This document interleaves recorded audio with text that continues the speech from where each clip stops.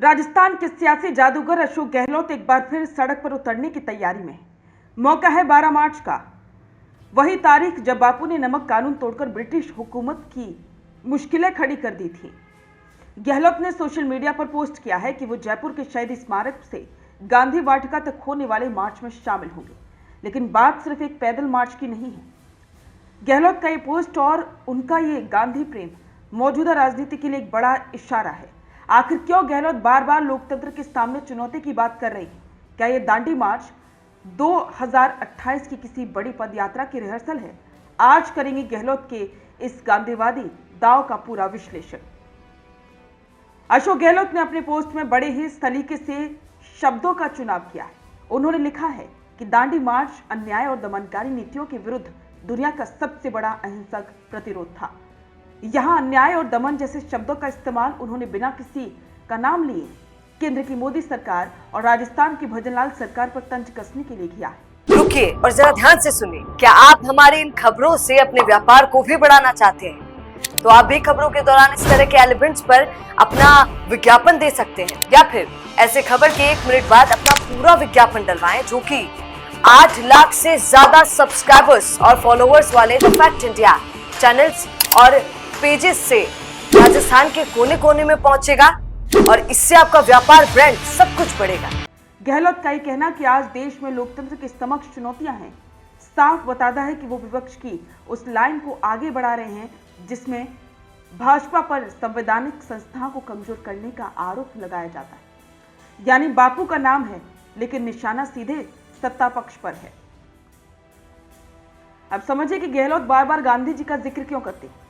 अपनी पिछली सरकार में गहलोत ने देश का पहला शांति और अहिंसा विभाग राजस्थान में बनाया था। जयपुर में करोड़ों की लागत से गांधी वाटिका का निर्माण करवाया।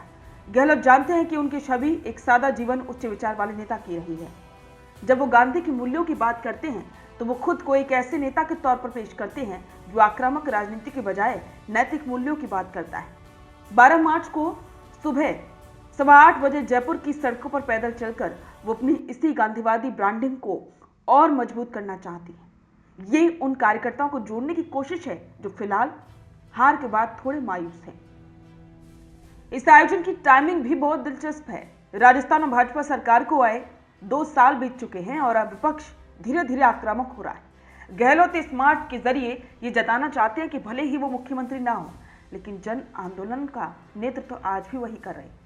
भारत सेवा संस्थान के बैनर तले यह आयोजन असल में कांग्रेस कार्यकर्ताओं को फिर से एक्टिव करने का एक तरीका है। गहलोत का ये मार्च शहीद स्मारक से शुरू होकर उसी गांधी वाटिका तक जाएगा जिसे उनकी सरकार ने बड़े फख्र के साथ बनाया था। यानी कि वो अपनी विरासत को जनता के बीच फिर से जीवित करना चाहते हैं। सियासी जानकार कहते हैं कि गहलोत का ये मार्च सिर्फ भाजपा के खिलाफ नहीं है, बल्कि कांग्रेस के भीतर भी अपनी पकड़ दिखाने का एक तरीका है। राहुल गांधी लगातार मोहब्बत की दुकान और गांधीवादी मूल्यों की बात करते हैं। गहलोत खुद को राहुल गांधी की उसी विचारधारा का सबसे पक्का सिपाही साबित कर रहे हैं। जब वो जयपुर की सड़कों पर उतरेंगे तो भीड़ और जोश ये तय करेगा कि राजस्थान कांग्रेस में आज भी बिना पद के सबसे बड़ा कद किसका है। तो क्या 12 मार्च का ये मार्च सिर्फ एक श्रद्धांजलि है या राजस्थान की राजनीति में किसी नई पदयात्रा का आगाज? अशोक गहलोत ने सत्य और अहिंसा का संकल्प तो ले लिया है, लेकिन क्या ये संकल्प उन्हें 2028 की मंजिल तक पहुंचा पाएगा? आपको क्या लगता है? कमेंट में जरूर बताएं। बिजनेस अच्छा हो सकता है, लेकिन अगर नाम नहीं दिखा तो पहचान कैसे बनेगी? अब टेंशन छोड़िए, द फैक्ट इंडिया आपके बिजनेस को देगा वो पहचान जो पूरे राजस्थान में हर किसी तक पहुंचे। न्यूज चैनल पर विज्ञापन, पॉडकास्ट और प्रमोशन के जरिए आप सीधे 5 लाख सब्सक्राइबर और 10 करोड़ से ज्यादा व्यूज तक अपनी पहुंच बना सकते हैं। तो देर किस बात की, आज ही द फैक्ट इंडिया से जुड़िए और अपने बिजनेस को बनाइए हर घर का नाम।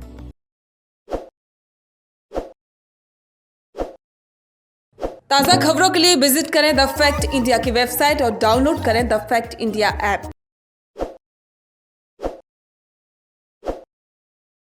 ताज़ा खबरों के लिए विजिट करें द फैक्ट इंडिया की वेबसाइट और डाउनलोड करें द फैक्ट इंडिया ऐप।